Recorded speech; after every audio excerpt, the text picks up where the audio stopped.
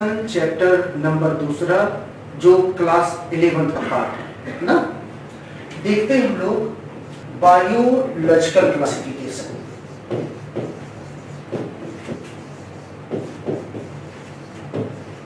Biological classification, ये जो biological classification है ये तो चैप्टर का नाम है। सबसे पहले चैप्टर को समझते हैं। अब बायोलॉजी में जो नाम होता है उसी को समझ जाओ तो मतलब पूरी चैप्टर समझ जाओ। देखो तो बायो शब्द कहीं पर भी लगा रहेगा उसका मतलब होता है लिविंग ऑर्गेनिज्म। किसी जीव की बात हो रही है ना, लिविंग ऑर्गेनिज्म या ऑर्गेनिज्म बोलते हैं। और क्लासिफिकेशन का मतलब ही होता है सर बंटवारा करना, मतलब जो है कि क्लासिफाइड करना माने जो है डिवाइड करना है कि। और लॉजी मतलब क्या होता है? लॉजी मतलब होता है स्टडी।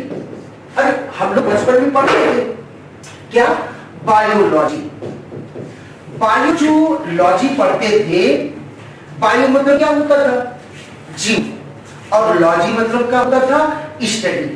तो वही तो मतलब हुआ कि बायोलॉजी का मतलब हुआ बायोलॉजिकल, जो बायोलॉजी है आपका उसका मतलब यही हुआ।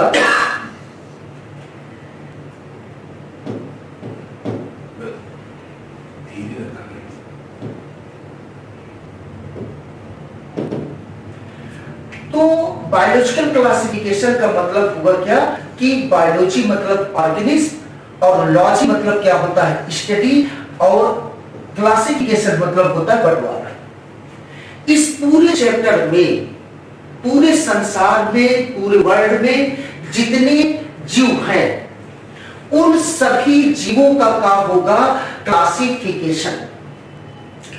और मजे की बात यह है कहीं पर भी क्लासिफिकेशन हो, चाहे फिजिक्स हो, चाहे केमिस्ट्री हो, चाहे कोई भी टॉपिक हो, कहीं पर भी क्लासिफिकेशन अगर हो रहा है तो वो क्लासिफिकेशन क्यों किया जा रहा है? तो आप लोग बताएंगे किसके लिए?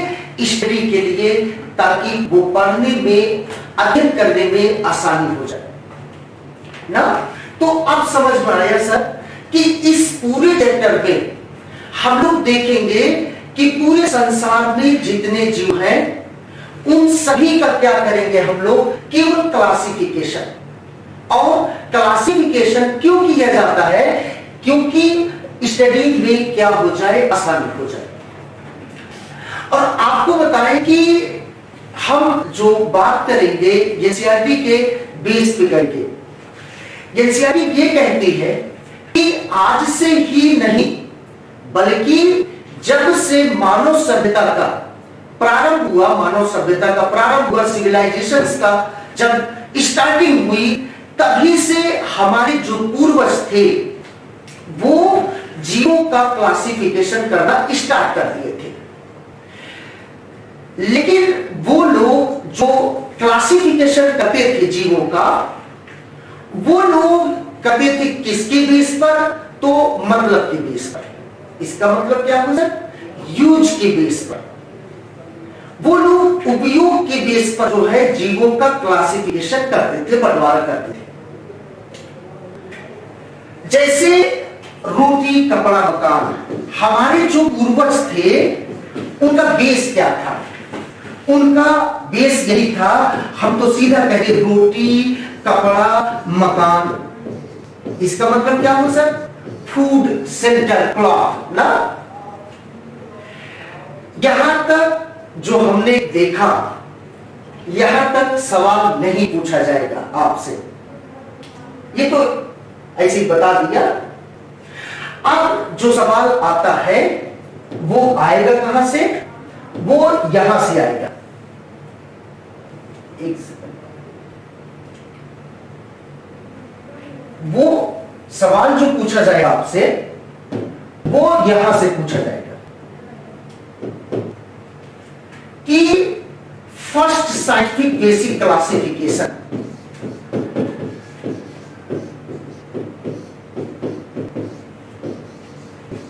फर्स्ट साइंटिफिक बेसिक क्लासिफिकेशन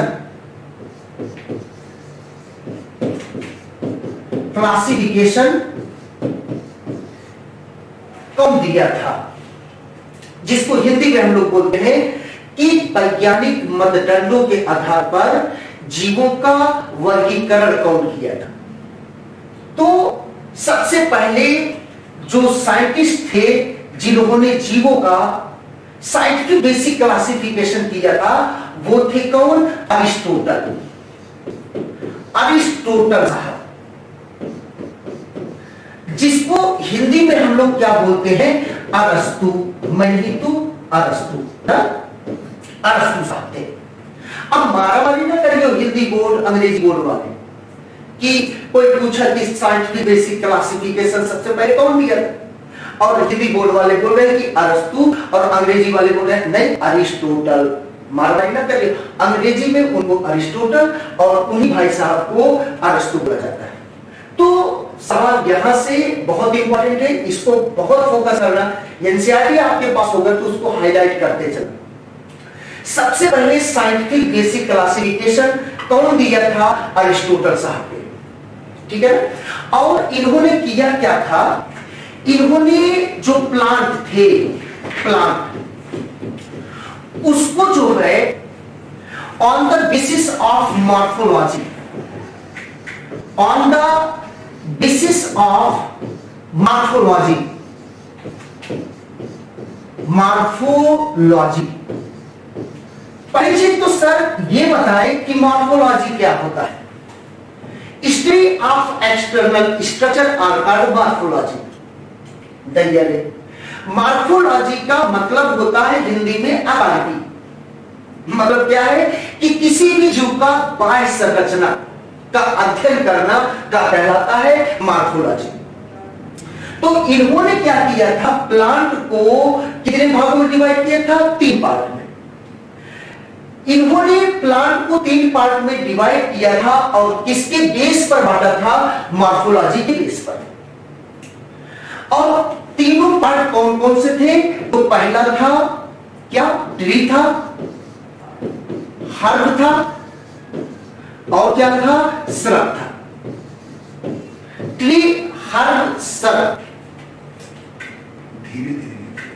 ना, ट्री, हर्ब और श्रब था।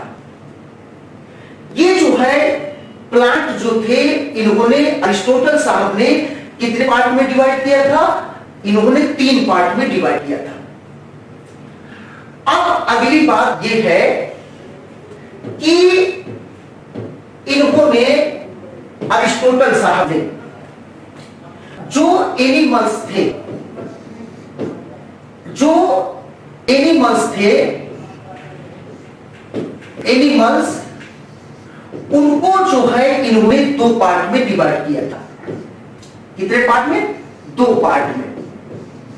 और जो दोनों पार्ट थे वो कौन कौन से थे, एक था इनेमिया,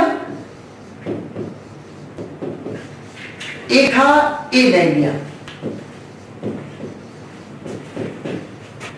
जो इनेमिया और एनेमिया है, इसमें बेस क्या था, अरिस्टोटल साहब ने बेस लिया था, क्या बेस लिया था, इन्होंने रेड ब्लड कॉर्पसेल्स या रेड ब्लड सेल बोल दो, रेड ब्लड सेल के बेस पर इन्होंने एनिमल्स को 2 पार्ट में डिवाइड किया था, एनीमिया और एनीमिया। जो एनीमिया होता है, हम इस चैप्टर को पढ़ाते हैं तो अटेंडेंस बहुत लेते हैं।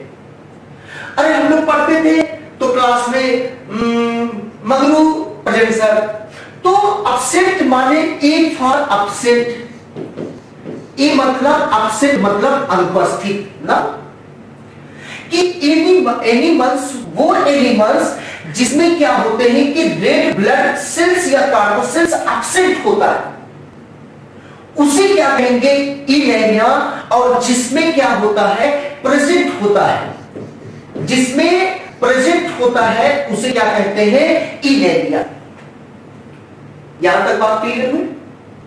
तो एक बार हम लोग देखते हैं फिर से कि हमने आपको बताया, क्या बताया कि बायोलॉजिकल क्लासिफिकेशन हमारे पूर्वज, जब से मानव सभ्यता का प्रारंभ हुआ तब से जो है हमारे जो पूर्वज थे निरंतर जो है जीवों का क्लासिफिकेशन करते आ रहे हैं। जो हमारे जीव थे, जो पूर्वज थे, उन्होंने किसके बेस पे क्लासिफिकेशन किया था? रोटी, कपड़ा, मकान, फूड, क्लॉथ, शेल्टर के बेस पर। फर्स्ट साइंटिफिक बेसिक क्लासिफिकेशन कौन दिया था? अरिस्टोटल साहब ने, अरस्तु ने। इन्होंने प्लांट को जो है कितने पार्ट में डिवाइड किया था? इन्होंने प्लांट को जो है किस 3 पार्ट में डिवाइड किया। किसके बेस पर? मॉर्फोलॉजी, ट्री, हर्ब और shrub.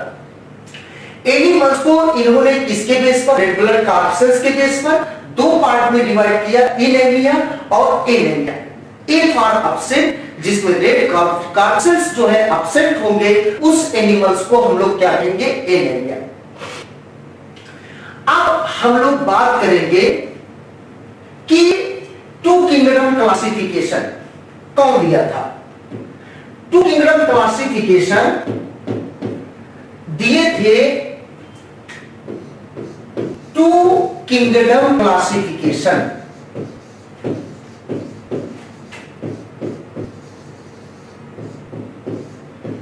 Kingdom classification given by Linnaeus. Carolus Linnaeus बोलो या ओनली लीनियस, अगर आप जो है दिमाग में रखे रहेंगे तब भी काम चलेगा। काहे? ये सीआरटी भगवान इतने कहते और चैलेंज करते कि लीड में लीनियस ही आंसर आएगा अगर सवाल पूछा जाएगा तो। 2 kingdom classification given by Linnaeus साहब। जो लीनियस साहब थे इन्होंने 2 किंगडम क्लासिफिकेशन दिया। देखो नाम ही बता रहा है कि कितने किंगडम दिए थे? 2 किंगडम। कौन कौन से किंगडम था? इन्होंने किया क्या था कि ये मान लो पूरा संसार है छोटा सा, इन्होंने पूरे संसार को देखा और पूरे संसार को देखा और जिसमें सेलवाल था उसको, उन जीवों को अलग कर लिया। मान लो इस साइड इन्होंने रखा जिसमें क्या था? सेल वॉल प्रेजेंट था, सेल वॉल प्रेजेंट। और जिन जीवों में सेल वॉल प्रेजेंट था उसे इन्होंने कह दिया क्या? Plantae kingdom. क्या कहा? प्लांटी। और जिस जीवों में सेल वॉल एब्सेंट था, सेल वॉल एब्सेंट, उन जीवों को इन्होंने कहा क्या? एनिमलिया। Animalia kingdom. एक किंगडम बाबू ये हो गया और दूसरा किंगडम ये हो गया। मतलब पूरे संसार में इन्होंने देखा और कुछ भी नहीं देखा, सिर्फ देखा कि जिस ऑर्गेनिज्म में, जिस जीव में सेल वॉल है उस जीव को उन्होंने क्या कह दिया? प्लांटी। और जिस ऑर्गेनिज्म में सेल वॉल एब्सेंट है उसे इन्होंने क्या कह दिया? एनिमलिया। फिर अटेंडेंस ले ले, रुको तो दर में से याद होगा। अब हम अटेंडेंस लेते हैं क्या कि बाबू ये बताओ कि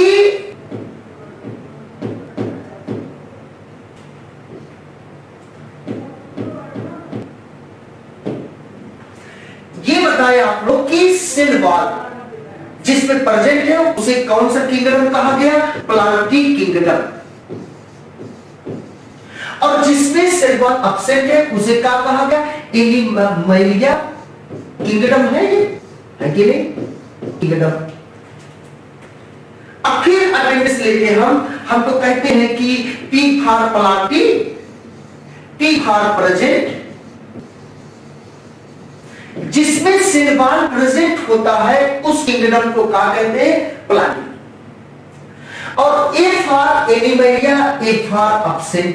ये देखो, A for Animalia, A for absent. जिसमें सेल वॉल एब्सेंट होगा उसे क्या कहेंगे? एनीमैलिया कहेंगे। बस यही इन्होंने किया था। मतलब क्या हुआ कि मतलब ये हुआ कि इनका बेस क्या था? इनका बेस ये था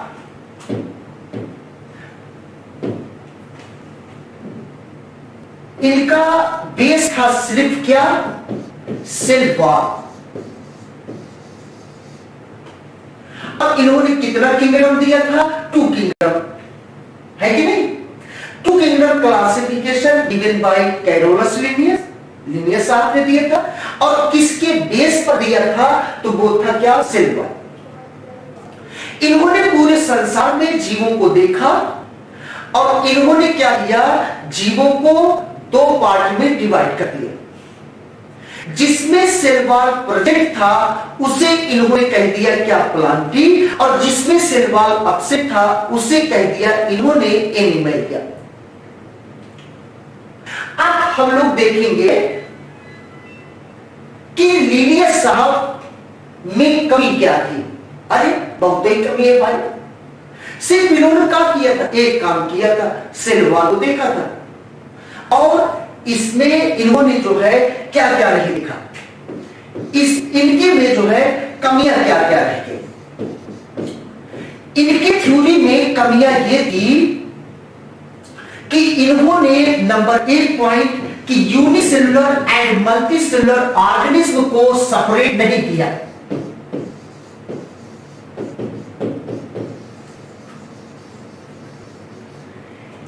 इन्होंने यूनिसेलुलर एंड मल्टीसेलुलर ऑर्गेनिज्म को सेपरेट नहीं किया, बांटा नहीं, अलग नहीं किया। दैया केवल इन्होंने क्या देखा था? सेल वॉल, बस। और कुछ देखा था बाबू? नहीं ना। तो अब दूसरी चीज इनके में क्या कमी थी? इनके में कमी था ये कि इन्होंने न तो ऑटोट्रॉपस ना तो हेटेरोट्रॉपस ऑर्गेनिज्म को सेपरेट किया, सब में एक में उठा के रख दिया। और तीसरा कमी यह था क्या कि इन्होंने प्रोकैरियोटिक और यूकैरियोटिक ऑर्गेनिज्म को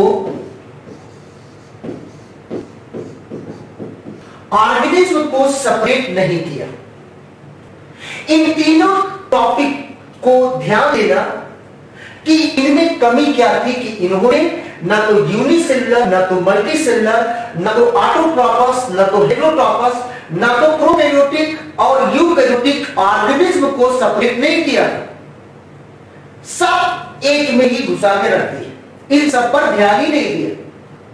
तो इसी रीजन से ये भाई साहब ज्यादा दिन तक चल नहीं पाए। ठीक है ना? थोड़ा हम और प्रयास करके संभालेंगे। देखा कि होता क्या है। पहले हम बात करेंगे सेल वॉल के बारे में।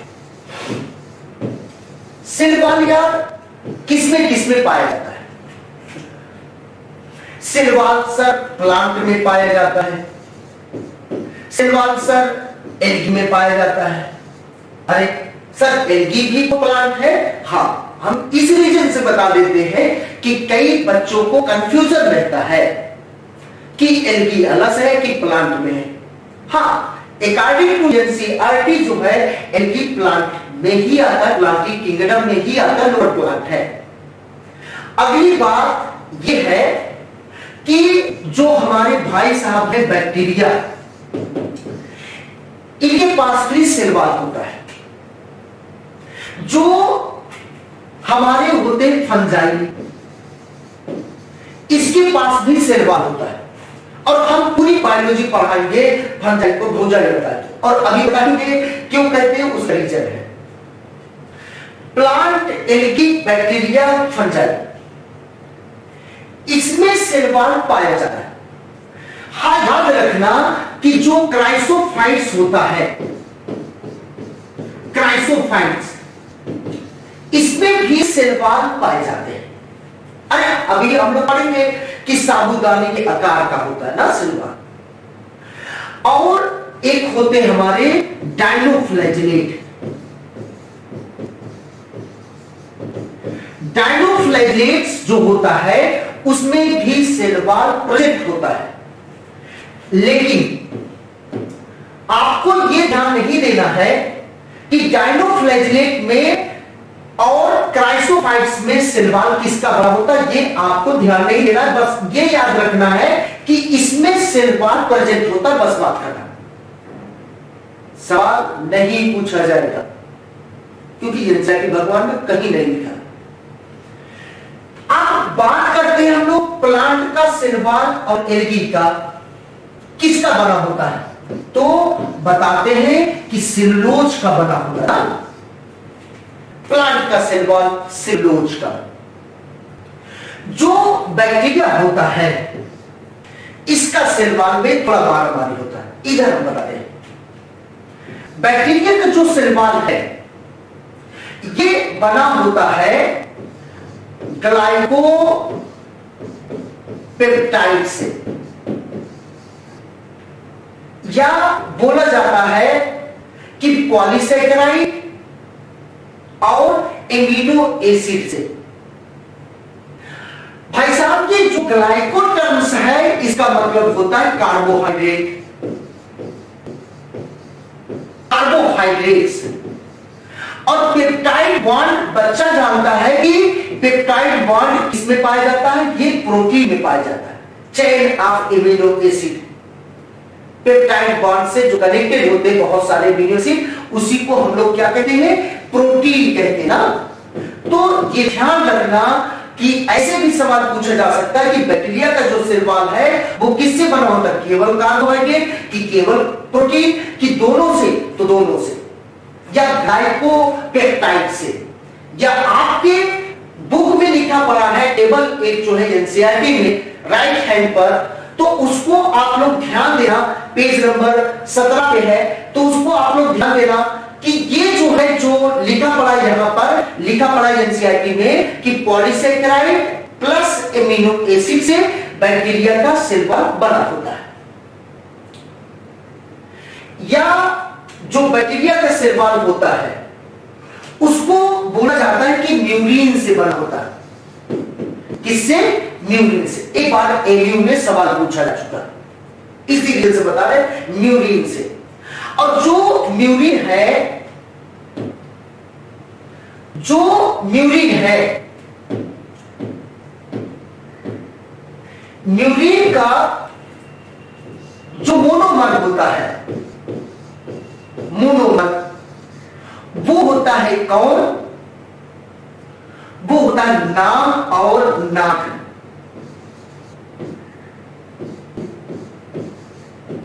नाम और नाक। N acetyl muramic acid, N acetyl glutamic acid, ठीक है ना। ये सवाल पूछा जा चुका है।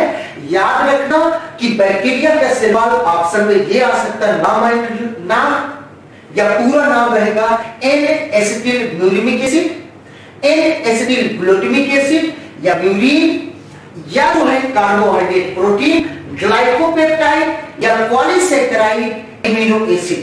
इतने चीज आपको इसमें याद रखना। अब बात करते हैं हम लोग कि जो है फंजाई का सेल वॉल किससे बना होता है। फंजाई का सेल वॉल बना होता है काइटिन से। काइटिन, अरे घर में चुटकी कौन काटते हैं, भौजी, भौजाई, फंजाई, भौजाई ना, काइटिन, काटिन, काइटिन का बना होता है भौजाई, मतलब इसका सेल वॉल। ये चीज आप लोग ध्यान से ध्यान देना कि सेल वॉल जो है इतना याद रखोगे, और सभी में सेल वॉल प्रेजेंट होते हैं, लेकिन आपको बस इतना फोकस में रखना, इससे नीट के क्वेश्चन 100% निकल जाएंगे। तो हम लोग देखते हैं एक बार सेल वॉल जो है प्लांट में, एल्गी में किसका बना होता है, सेलुलोज का। अब हम पूछें कि बताओ ब्रायोफाइट में किसका सेल वॉल बना होता है, सेलुलोज का।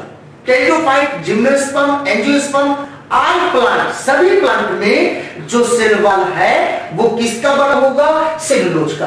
बात खत्म। अब अगली बात बच्चा राजा क्या है कि जो बैक्टीरिया है इसमें थोड़ा फोकस करने वाली बात है कि इसका सेल वॉल ग्लाइकोपेप्टाइड या जो है कार्बोहाइड्रेट प्रोटीन या म्यूरिन या म्यूरिन का मोनोमर नाम एंड नाग का बना होता है। फंगाई का सेल वॉल काइटिन का बना होता है। इतना पॉइंट याद रखना। अब थोड़ा सा हम और कुछ देखते हैं। अभी हम लोगों ने देखा कि जो सेल वॉल है वो किसमें किसमें पाया जाता है, और कैरोलस लिनियस साहब ने टू फिंगर क्लासिफिकेशन दिया था।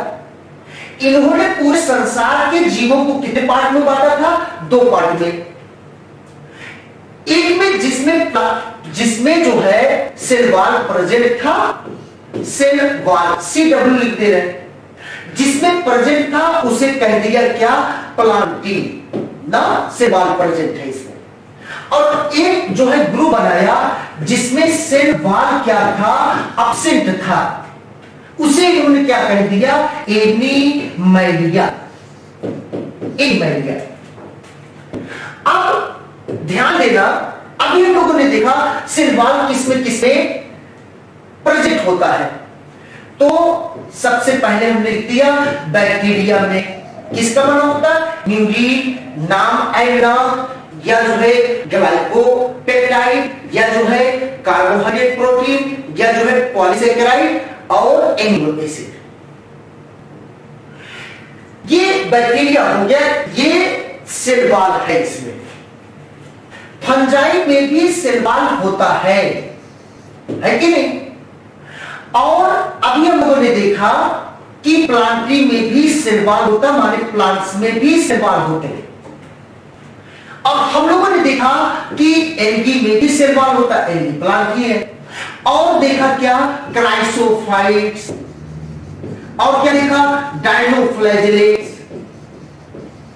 लेकिन ध्यान दे आप लोग, इस साइड थोड़ा देखते हैं हम लोग कि सेल वॉल किसमें किसमें नहीं होता है।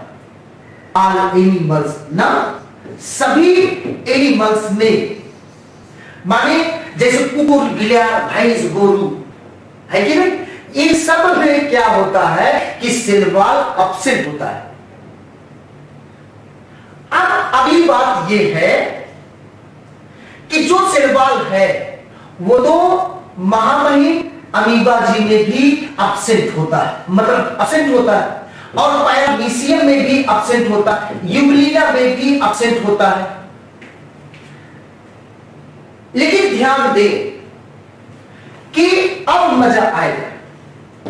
मजा क्या आएगा कि अभी हम लोगों ने देखा था कि लिनियस साहब जो थे उन्होंने क्या किया था कि जो क्लासिफिकेशन दिया था उसमें कितनी कमियां थी। पहला हमने देखेंगे हम लोग पहला कि इन्होंने यूनिसेलुलर और मल्टीसेलुलर, यूनिसेलुलर का मतलब एक कोष की और बहुकोष की जीवों को अलग अलग नहीं किया था, एक में ही डाल दिया। तो अमीबा एक कोष की है कि बहुकोष की? सर एक कोष की। तो हम यहां दिखा दे रहे, ये क्या है? यूनिसेलुलर। और हम लोग क्या है? मान लो ह्यूमन, कुकुर, बिल्ली, भैंस, गोरू, ये सब क्या है? सर मल्टी सेलुलर, जो बहुत सारे जो है सेल से मिलकर बनता है। सेल इतना छोटा होता है वो दिखता नहीं है। या तो किसी का अंडा देखो, मतलब मुर्गी का अंडा ना, चिड़ै का अंडा, तभी तो बोला जाता है कि सबसे बड़ा कोशिका, सबसे बड़ा सेल किसका होता? शुतुरमुर्ग का अंडा, ऑस्ट्रिच एग।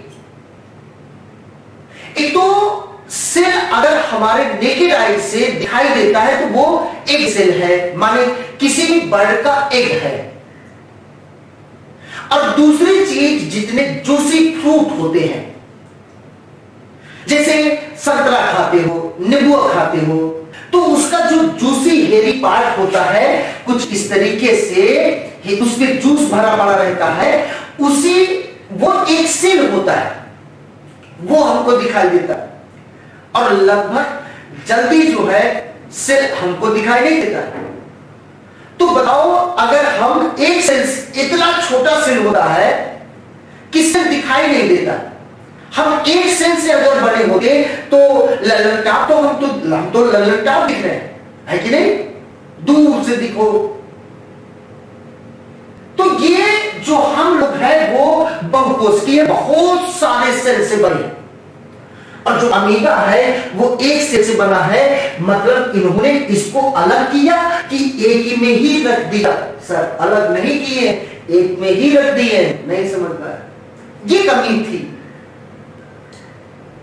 अगला कमी देखते हैं हम कि इन्होंने ऑटोट्रॉपस और हेटेरोट्रॉपस, ऑटोट्रॉपस का तात्पर्य यह है कि स्वकोशी, और हेटेरोट्रॉपस का मतलब होता है कि परकोशी। इन्होंने क्या किया था कि ऑटोट्रॉपस और हेटेरोट्रॉपस जो ऑर्गेनिज्म थे, जीव थे, उनको अलग नहीं किया था।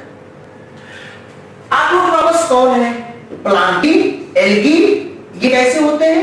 ये फोटोसिंथेसिस करके अपना भोजन बना लेते हैं।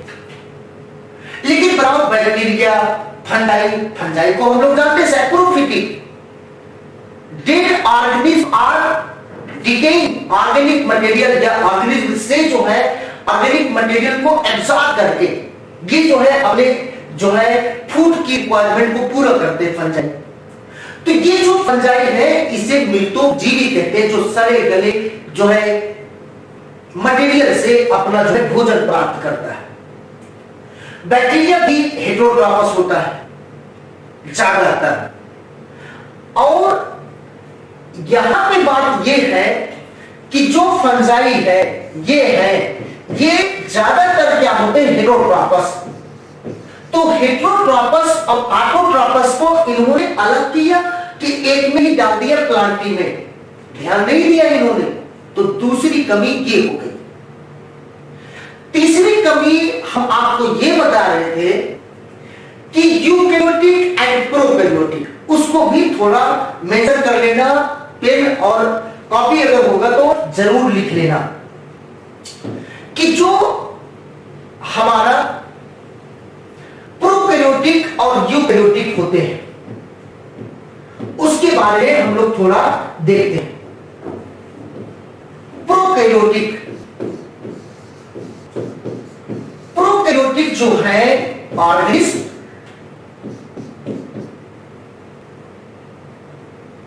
जिसके पास न्यूक्लियस क्या हो, न्यूक्लियस एब्सेंट हो, या पाया जाए तो वेल डिफाइंड हो। और यूकैरियोटिक क्या होते हैं? यूकैरियोटिक ऑर्गेनिज्म या यूकैरियोटिक सेल्स उसे कहते हैं जिसमें न्यूक्लियस जो है वेल डिफाइंड हो।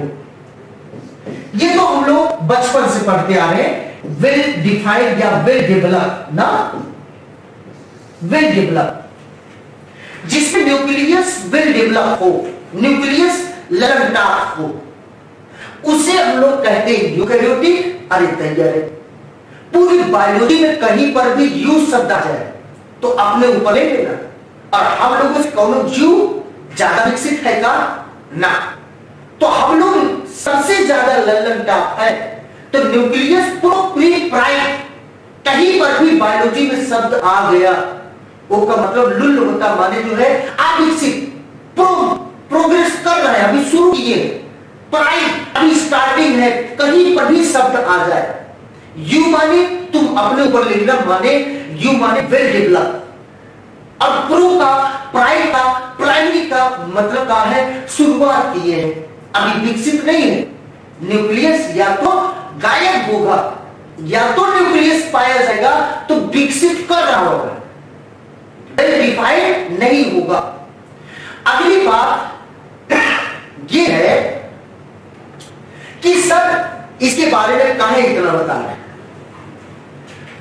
बाबू ये जो है प्रोकैरियोटिक और यूकैरियोटिक का एग्जाम्पल बताओ, तो उसमें हम लोग गड़बड़ा जाते हैं। आज के बाद गड़बड़ाए नहीं। प्रोकैरियोटिक कौन कौन होते हैं, इसका एग्जाम्पल बनाए प्रोकैरियोटिक का। तो प्रोकैरियोटिक का एग्जाम्पल ऑल बैक्टीरिया, जितने बैक्टीरिया होते हैं सबके सब, सभी बैक्टीरिया जो होते हैं आपके वो प्रोकैरियोटिक होते हैं। साफ लिखिए, थोड़ा जैसे ऊपर गड़बड़ होगी। और जो आपके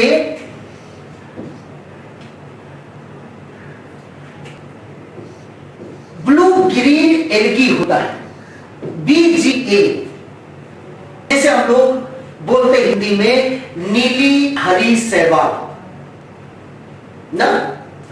ब्लू ग्रीन एल्गी जो होता है इसी का एक नाम और होता है क्या, साइनोबैक्टीरिया। साइनोबैक्टीरिया ये प्रोकैरियोटिक होता है। और एक एग्जांपल बताएं तो माइकोप्लाज्मा, अभी इसके बारे में हम आपको बताएंगे। और एक याद रखना PPLO ना, सुना होगा PPLO, प्लूरोनिमोनिया लाइक ऑर्गेनिज्म, इसका पूरा नाम होता है। जो चार ये है, कोई भी बैक्टीरिया हो, और ब्लू ग्रीन एल्गी, नीली हरी शैवाल या दूसरा नाम साइनोबैक्टीरिया और माइकोप्लाज्मा और PPLO, इन चारों को छोड़ करके किसी का भी बात आएगा तो वो सब का है आपके यूकैरियोटिक। मतलब अमीबा प्रोकैरियोटिक है कि यूकैरियोटिक, यहां पर नहीं लिखा ना, तो eukaryotic. Algae eukaryotic, fungi eukaryotic. नहीं समझ पाए? कुकुर बिलार भैंस गोरू यूकैरियोटिक, पेड़ पौधे यूकैरियोटिक। केवल इन चार को छोड़ करके सबके सब क्या होंगे, यूकैरियोटिक। तो अब हम लोग देखते हैं इस पे, इस पॉइंट पे आते हैं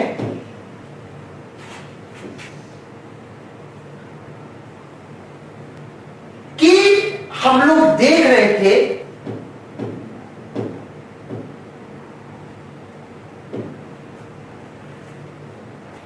कि इन्होंने प्रोकैरियोटिक और यूकैरियोटिक को सेपरेट नहीं किया था। अच्छा बताओ, बैक्टीरिया प्रोकैरियोटिक होता है, eukaryotic? Prokaryotic. Fungi eukaryotic, plantae eukaryotic, algae eukaryotic, chrysophytes, cyanoflagellate eukaryotic. तो ये सब यूकैरियोटिक हैं। तो इन्होंने अलग अलग किया कि एक ही में रख दिया? इन सब पे तो ध्यान ही नहीं दिए तुम्हारा। तो मिला जुला के ये है, अब समझ में आया होगा आप लोगों को इनकी जो है कमियां, कि इनकी कमी 3 थी। इन्होंने autotrophs, heterotrophs, unicellular, multicellular, prokaryotic, eukaryotic organism को सेपरेट नहीं किया था। और ध्यान रहे कि हमने आपको बताया किसके बारे में, हमने आपको बताया प्रोकैरियोटिक और यूकैरियोटिक का। प्रोकैरियोटिक का एग्जांपल ये ध्यान देना चाहिए, कोई भी बैक्टीरिया होगा, ब्लू ग्रीन एल्गी, साइनोबैक्टीरिया या माइकोप्लाज्मा या PPLO, ठीक है ना। और अगला पॉइंट ये इंपॉर्टेंट है, किसका सेल वॉल जो है किस चीज से बना होता है। Plant, algae, bacteria most important, fungi most important, ठीक है। ये दोनों तो दिमाग में 100% और हमेशा होना चाहिए। कई बार सवाल पूछा भी जा चुका है। तो एक बार हम लोग देखते हैं फिर से टू किंगडम क्लासिफिकेशन के बारे में। Two kingdom classification given by Linnaeus साहब, कैरोलस लिनियस। इन्होंने क्या किया, लिनियस साहब ने पूरे जीवों को दो पार्ट में डिवाइड किया। P for Plantae, P for present, जिसमें सेलवाल प्रेजेंट था उसे Plantae, A for animalia, A for absent, जिसमें सेलवाल एब्सेंट था उसे एनिमेलिया कह दिया। इसके बाद इनके जो है थ्योरी में तीन कमियां थी, unicellular, multicellular, autotrophs, heterotrophs, prokaryotic, eukaryotic organism को सेपरेट नहीं किया था। ये थी क्या जो है टू किंगडम क्लासिफिकेशन के बारे में। अब हम लोग देखेंगे किसके बारे में, अब हम लोग देखेंगे five kingdom classification.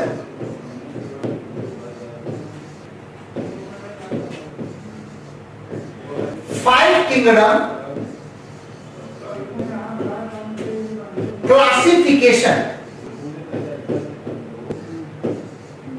Most important. अभी तक जितना पढ़े आप लोग उन सब टॉपिक में से बहुत इंपॉर्टेंट टॉपिक है ये। AIPMT 2014 में सवाल पूछा जा चुका है और क्या सवाल था वो भी हम आपको बताएंगे। Five kingdom classification given bye R.H. Whittaker।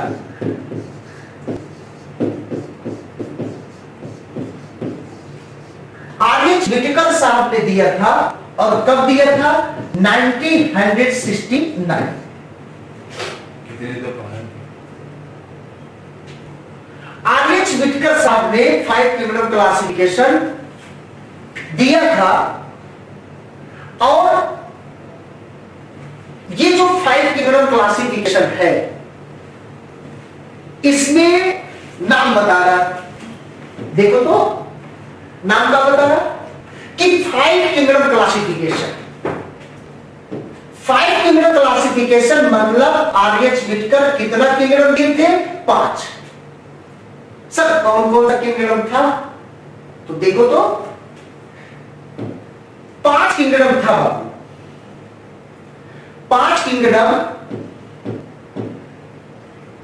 हम आपको दिखा रहे। 5 किंगडम कौन कौन से थे,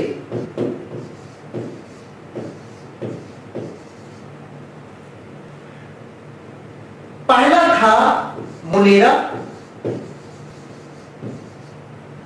दूसरा था प्रोटिस्टा, तीसरा था फंजाई, चौथा था प्लांटी,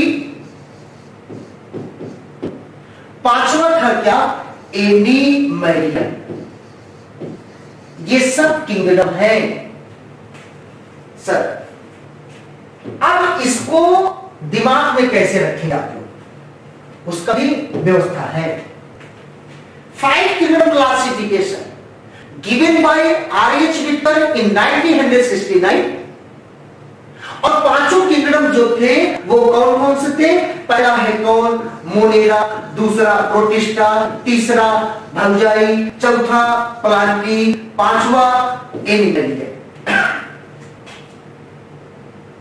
इसको सर याद कैसे करें, कई बच्चे होंगे, कई स्टूडेंट्स जिनको लर्न नहीं होगा, तो याद रखना मेरे पास फुल पाओ आनंद, मेरे पास फुल पाओ आनंद, मेरे मतलब मोनेरा, पास मतलब प्रोटिस्टा, फुल मतलब फंजाई, पाओ मतलब प्लांटी, आनंद का मतलब एनिमेलिया। मेरे पास फुल पाओ आनंद। और कई लोग देख रहे होंगे इस चक्कर में पढ़ना जो है, ठीक है ना, ऐसा कुछ नहीं, आनंद कुछ नहीं, सब गड़बड़ घटना है। अब अगली बात ये है, मेरे पास फुल पावर ना, ऐसा कुछ नहीं। अब अगली बात ये बाबू कि इनका बेस क्या था। बेस इनका था सेल स्ट्रक्चर।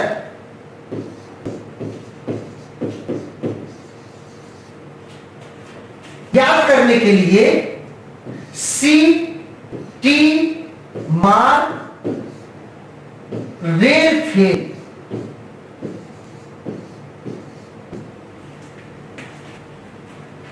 इनके बेस से सवाल पूछा जा चुका है एआईपीएमटी 2014 में। जो इनका बेस है वो है क्या? पहला है सेल स्ट्रक्चर, दूसरा है थाइलस ऑर्गेनाइजेशन, थाइलस ऑर्गेनाइजेशन, तीसरा है मोड ऑफ न्यूट्रिशन,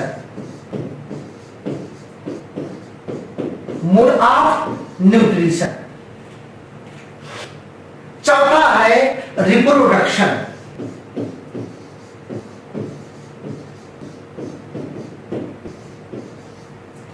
और लास्ट में है फाइलोजेनेटिक या जेनिक रिलेशनशिप।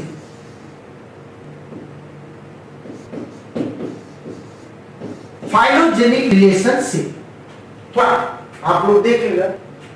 फाइलोजेनिक रिलेशनशिप जो है इसी को कहते हैं इवोल्यूशनरी रिलेशनशिप।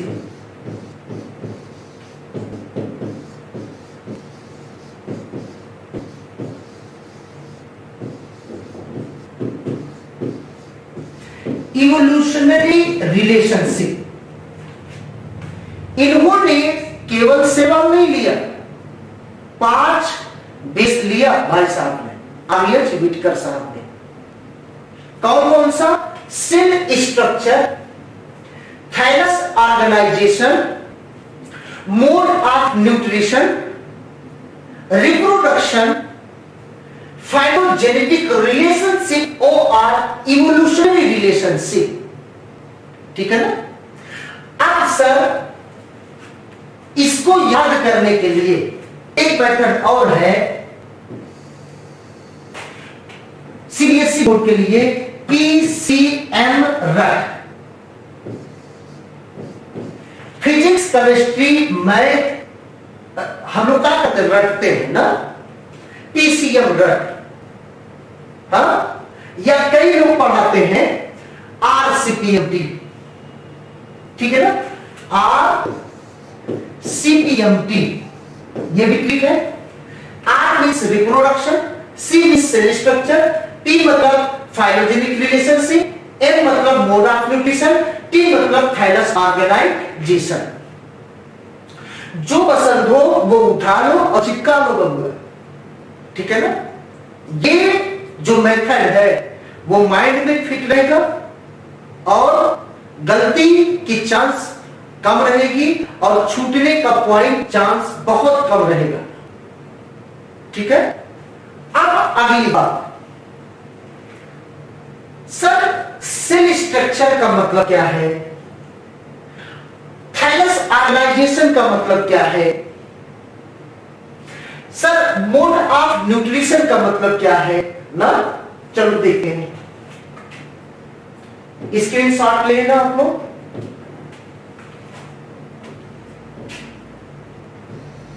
हम लोग देखेंगे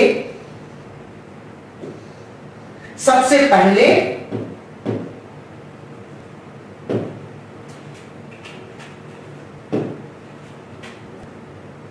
थाइलस ऑर्गेनाइजेशन।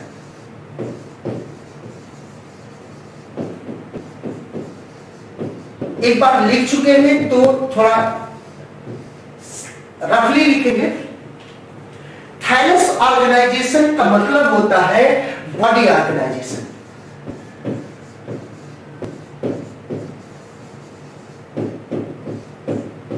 बॉडी ऑर्गेनाइजेशन कि बॉडी का फॉर्मेशन किस लेवल है। जैसे हम लोग जानते हैं इलेक्ट्रॉन, प्रोटॉन, न्यूट्रॉन से क्या बना? एटम ना। एटम से क्या बना? चलो बता ही देते हैं। इलेक्ट्रॉन, प्रोटॉन, न्यूट्रॉन से एटम बना, और एटम से मिलके क्या बने?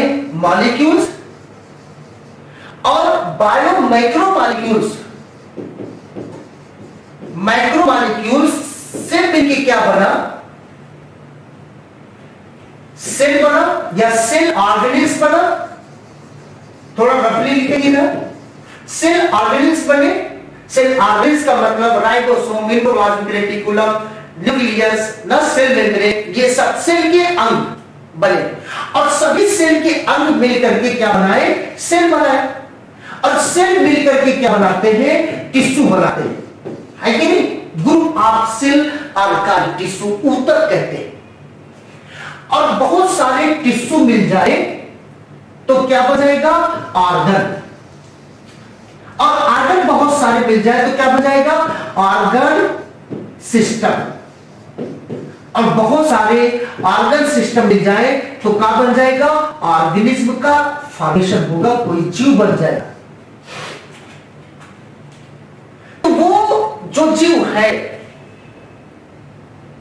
उसके अंदर सेल लेवल डेवलपमेंट है, जैसे अमीबा, कि टिश्यू लेवल डेवलपमेंट है, कि ऑर्गन लेवल है, कि ऑर्गन सिस्टम लेवल है, कि जो है समझ में ये होता है कि थायलस ऑर्गेनाइजेशन या मोड बॉडी ऑर्गेनाइजेशन, इसका मतलब ये होता है।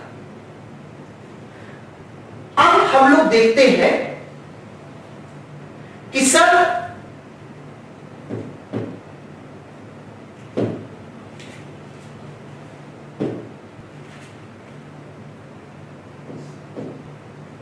मोड ऑफ न्यूट्रिशन का मतलब क्या है?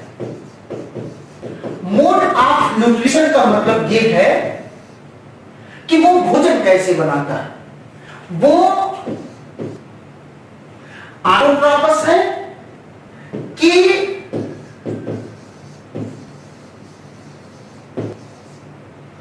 वो हेटेरोट्रॉपस है। जैसे ऑटोट्रॉपस में वो कीमो ऑटोट्रॉपस है कि वो फोटो ऑटोट्रॉपस है।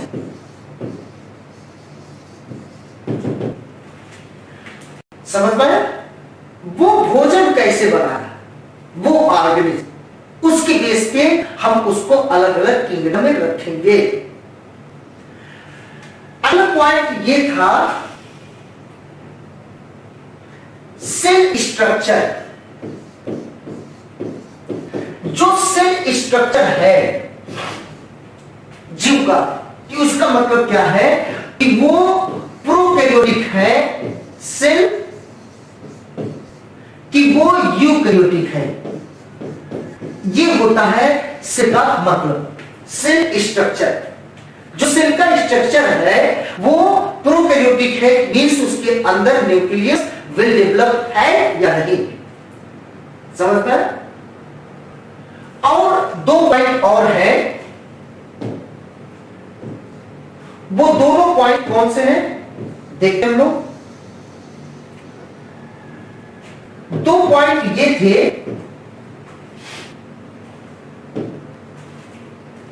आपके रिप्रोडक्शन, वो ऑर्गेनिज्म किस टाइप का रिप्रोडक्शन शो कर रहा है उसके बारे में।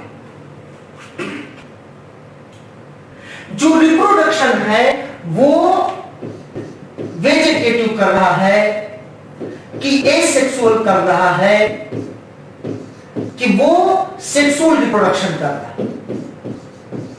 वो किस टाइप का रिप्रोडक्शन शो कर रहा उसके बेस पर हम लोग ऑर्गेनिज्म को बांटेंगे। मतलब आर्यन क्रिटिकल साहब ने बांटा था। लास्ट पॉइंट ये आता है फाइलोजेनेटिक रिलेशनशिप या इसी को हम लोग कहते हैं क्या, इवोल्यूशनरी रिलेशनशिप।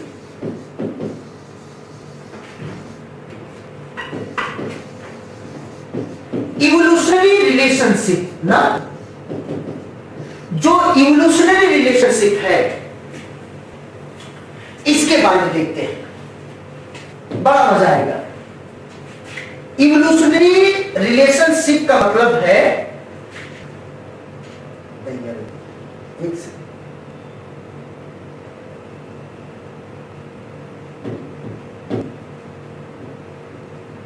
इवोल्यूशनरी रिलेशनशिप का मतलब क्या है कि इवोल्यूशन कैसे हुआ, उसका विकास कैसे हुआ। जैसे हम लोग जानते हैं कि मोनेरा से क्या बना, फंजाई, फंजाई से क्या बना, प्रोटिस्टा, प्रोटिस्टा से क्या बना, पता क्या लड़के बोल जाते हैं।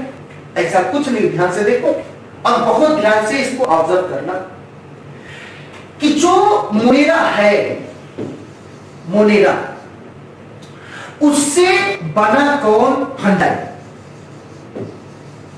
पता, फंजाई से ही हमारे बने, एक सेकंड, चलिए भी 1 घंटा पढ़ा लीजिए 10 मिनट।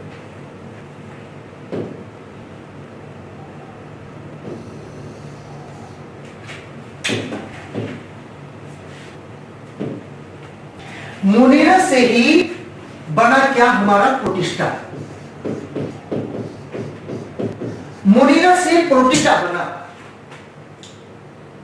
और प्रोटिस्टा से क्या बना, प्रोटिस्टा से बना हमारा फंजाई और प्रोटिस्टा से ही बना क्या, प्लांटी और प्रोटिस्टा से ही बना क्या, एनिमैलिया, एनिमल्स बने। समझ आया, ये चीज ध्यान देना कि यही है कि इवोल्यूशनरी रिलेशनशिप कौन किससे डेवलप हुआ है, कौन किससे जो है लिंक्ड है, तभी तो मारामारी होता है। प्रोटिस्टा का कोई जो है फिक्स बाउंड्री नहीं है। अभी बता कि कई बायोलॉजिस्ट इसको फंजाई कहते हैं, कई बायोलॉजिस्ट कुछ को प्लांटी कहते हैं, कुछ कई बायोलॉजिस्ट एनिमल्स में रखते हैं। इसका कोई फिक्स बाउंड्री नहीं है। अब भाई जब बायोलॉजिस्ट जो है कंफ्यूजियाए हुए हैं तो हम लोग क्या करें उसमें ना, मारामारी नहीं करेंगे हम लोग। सिर्फ जो है आप लोग याद रखना, ये होता है इवोल्यूशनरी रिलेशनशिप का मतलब कौन किससे जो है विकसित हुआ, डेवलप हुआ। अब इस पॉइंट को याद रखना, ठीक है ना। चलो अब एक बार हम लोग देखते हैं आर.एच. व्हिटेकर साहब के बारे में। ये सब देखा, RH. Whittaker means 5 kingdom classification given by R.H. Whitaker in 1969।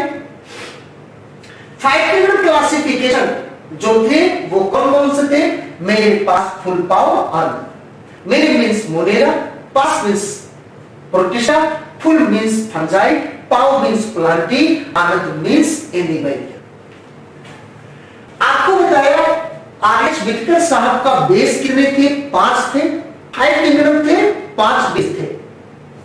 पहले थे सी मार रेल, सी मतलब से स्ट्रक्चर, टी मतलब थैलस ऑर्गेनाइजेशन, मार मतलब मोड ऑफ न्यूट्रिशन, रेल मतलब रिप्रोडक्शन, खेल मतलब फाइलोजेनेटिक रिलेशनशिप। ऐसा कुछ नहीं है कि आप सीटी मारेंगे और रेल फेल नहीं होगा, कुछ चलता रहेगा। तो पिक्चर में भले हो जाए। थैलस ऑर्गेनाइजेशन का मतलब हमने बताया आपको, इसका मतलब होता है बॉडी ऑर्गेनाइजेशन, मींस वो सेल लेवल ऑर्गेनाइजेशन है कि ऑर्गन लेवल के organ system level. Mode of nutrition बताया, किस टाइप का न्यूट्रिशन मतलब भोजन किस टाइप से बनाता है, वो ऑटोट्रॉपस है, स्वकोषी की, हेटेरोट्रॉपस की, परकोषी की, ऑटोट्रॉपस है कि फोटो ऑटोट्रॉपस है ना। जैसे सेल स्ट्रक्चर प्रोकैरियोटिक है कि यूकैरियोटिक सेल स्ट्रक्चर किस टाइप का है। रिप्रोडक्शन वो किस टाइप का रिप्रोडक्शन शो कर रहा है, वेजिटेटिव शो कर रहा है, एसेक्सुअल शो कर रहा है कि सेक्सुअल शो कर रहा है, इसके बारे में आपको हमने बताया। फाइलोजेनेटिक रिलेशनशिप, इवोल्यूशनरी रिलेशनशिप, और हमने बताया इवोल्यूशन के मतलब कौन किससे विकसित हुआ, मोनेरा प्रोटिस्टा, मोनेरा से प्रोटिस्टा बना, प्रोटिस्टा से ही फंजाई बना, प्रोटिस्टा से ही प्लांटी बने, प्रोटिस्टा से ही कौन बना, एनिमल्स बने। अब हम थोड़ा कुछ और पॉइंट बताते हैं पांचों किंगडम के बारे में, कि जो हमारा मोनेरा है, मोनेरा, इसमें हम लोग पढ़ते हैं क्या, इसमें अभी बता रहे मोनेरा और कौन सा, प्रोटिस्टा, बोलो साथ में, मोनेरा, प्रोटिस्टा और कौन से थे, फंजाई, और कौन था, प्लांटी, और कौन था, एनिमैलिया ना, ये पांच हो गए। अब इसमें ये बताएंगे कि ये लोग मोनेरा में कौन से ऑर्गेनिज्म रखे गए हैं, इंक्लूड किए गए। मोनेरा में जो जीव रखा गया है वो सभी हैं आल प्रोकैरियोट्स।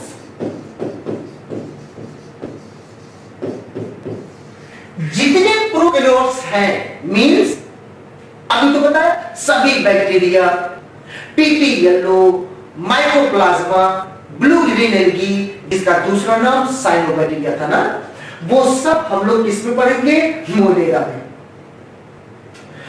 और जो प्रोटिस्टा है इसमें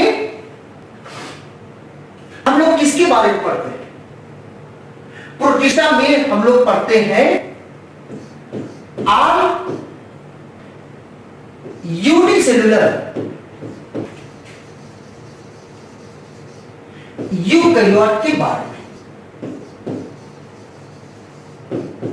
यूकैरियोटिक ऑर्गेनिज्म के बारे में पढ़ते हैं।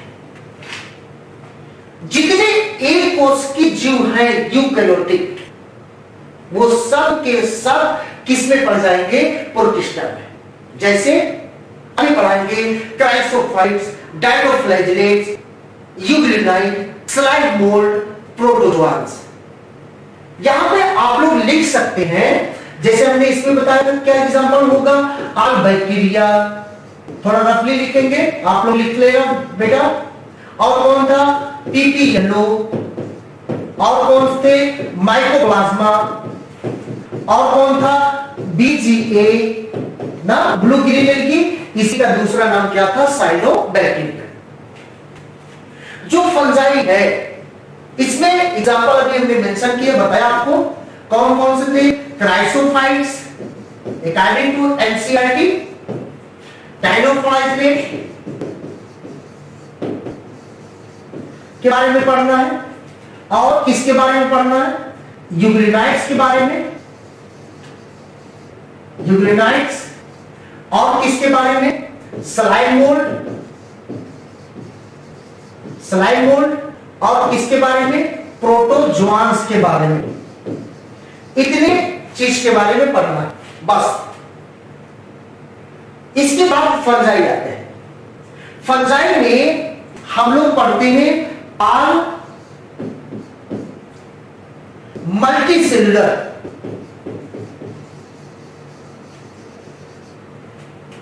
यूकैरियोटिक। भाई जब प्रोकैरियोटिक पूरे तो किसमें पढ़ लिए, मोनेरा में। अब बचा कौन, यूकैरियोटिक, और जितने यूनिसेलुलर यूकैरियोटिक थे सब किसमें पढ़ लिया, प्रोटिस्टा में। अब प्रोकैरियोटिक खत्म, यूनिसेलुलर यूकैरियोटिक खत्म, अब बचा केवल कौन, multicellular eukaryotic.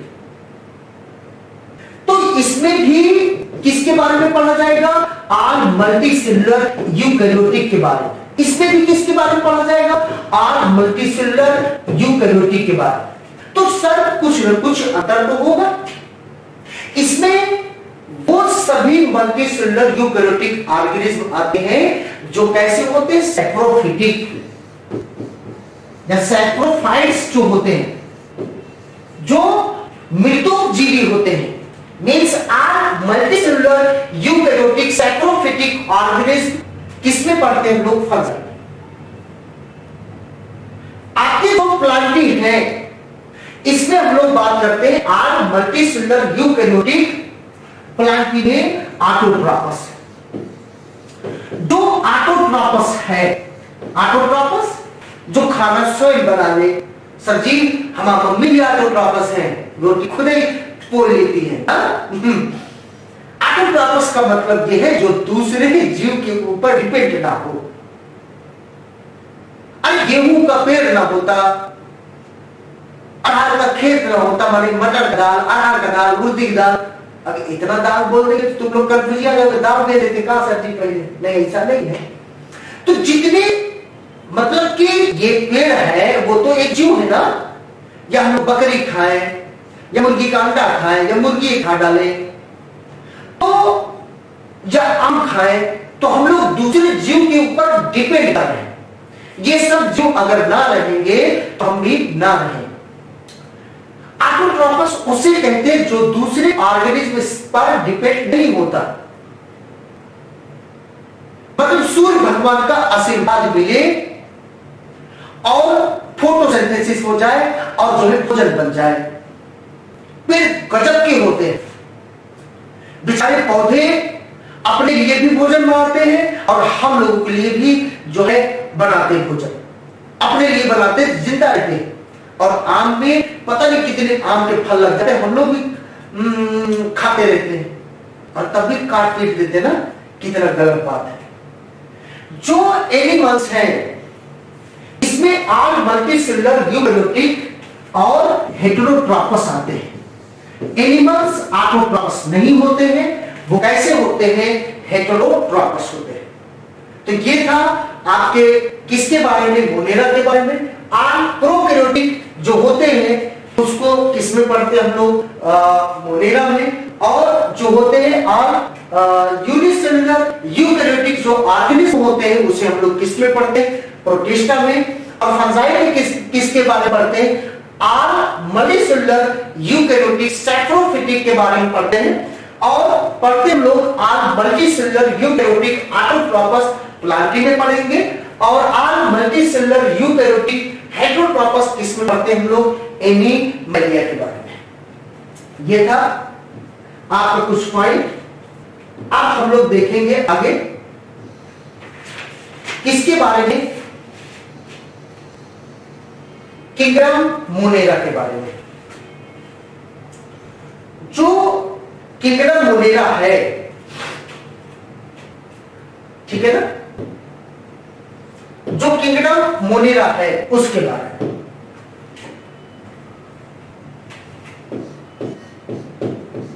Kingdom Monera, kingdom जो मोनेरा है ये जो होता है इसके बारे में जरा देखो तो। पहली चीज किसके बारे में हम लोग पढ़ते हैं इसमें? आल प्रोकैरियोटिक। अभी तो बताया सभी प्रोकैरियोटिक ऑर्गेनिज्म को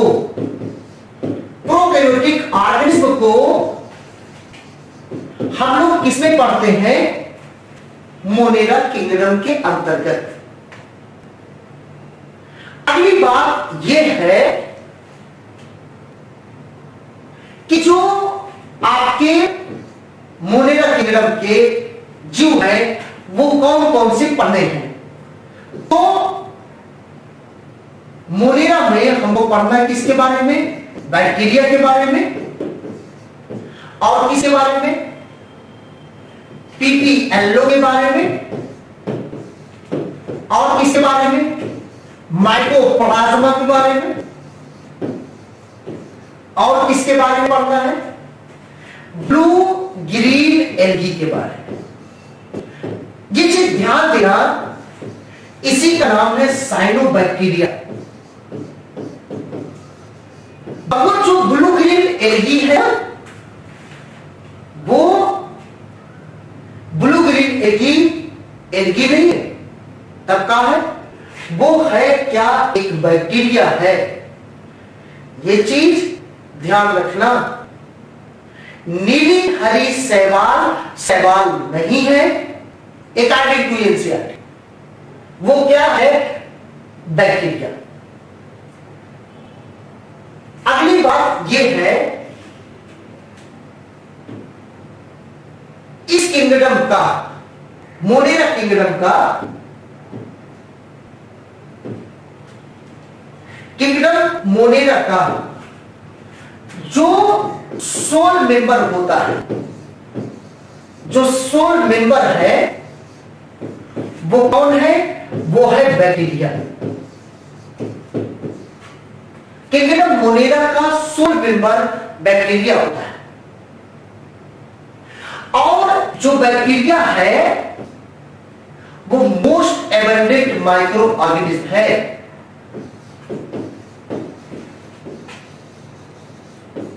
most abundant micro organism, most abundant micro organism कौन होता है? वो होता है बैक्टीरिया। ये पॉइंट ध्यान देना बहुत इंपॉर्टेंट है। बैक्टीरिया जो होता है वो सभी माइक्रो ऑर्गेनिज्म में मोस्ट एबंडेंट होता है। कैसे? दैया हम लोग पढ़ते थे माइक्रो ऑर्गेनिज्म के बारे में। माइक्रो ऑर्गेनिज्म जो होता है, जिसको कहते हैं सूक्ष्म जीव, ऐसा जीव जिसे नर की आंखों से दिखा ना जा सके, जिसको सूक्ष्मदर्शी लगा के दर्शन हो, सूक्ष्मदर्शी, सूक्ष्म जीव, ऐसा जीव जो बहुत सूक्ष्म हो, बहुत छोटा, माइक्रो हो, उसी को कहते हैं क्या? Micro organism. और हम लोग बचपन में पढ़ते थे, इसका एग्जांपल कौन कौन होता था? बैक्टीरिया ना, और कौन होता था? प्रोटोजोआंस, और कौन होता था? फंजाई, और कौन होता था? एल्गी ना, और कौन होता था? प्रोटोजोआंस, वायरस होते थे, ये होते थे। तो जो माइक्रो ऑर्गेनिज्म है वो था बैक्टीरिया, प्रोटोजोआंस, फंजाई, एल्गी, वायरस। और वही तो करें, इन सब में से मोस्ट एबंडेंट कौन है? वो है बैक्टीरिया। ठीक है? मोस्ट एबंडेंट माइक्रो ऑर्गेनिज्म जो होता है वो होता है कौन? बैक्टीरिया। ये चीज आप लोग ध्यान देना। अब हम लोग थोड़ा सा और पॉइंट देख लेते हैं कि जो बैक्टीरिया होता है कहां पे पाया जाता है? तो ज्यादातर हर जगह पाया जाता है बैक्टीरिया। मतलब बैक्टीरिया के बारे में वो कहां पाया जाता है तुम लोग याद रखना सिर्फ। हाँ, हवा में पाया जाता है, हाँ, पानी में, हाँ, माटी में, हाँ। अरे दैया, एनसीईआरटी में खुद कहा गया है कि जो बैक्टीरिया होता है, अगर एक मुट्ठी जो है मिट्टी भर ले मुट्ठी में, तो इस मुट्ठी में कितने बैक्टीरिया होंगे? कई लोग कहते हैं 100 बना लिखा है, उसको ध्यान से पढ़ें आप लोग, तो उसमें सैकड़ों प्रकार की बैक्टीरिया, सैकड़ों नहीं, सैकड़ों प्रकार की बैक्टीरिया। ये पॉइंट याद रखना। 100 नहीं लिखा है एनसीईआरटी में, 100 से लिखा। उसका मतलब है सैकड़ों प्रकार के बैक्टीरिया पाए जाते हैं। ये पॉइंट याद रहे। बैक्टीरिया कहां पाए जाते हैं? बैक्टीरिया हर जगह पाए जाते हैं। जहां पे आप लोग सोच समझ नहीं सकते हैं वहां पर बैक्टीरिया पाए जाते हैं। और हम लोग बैक्टीरिया के बारे में कल और चर्चा करेंगे। थैंक यू, धन्यवाद।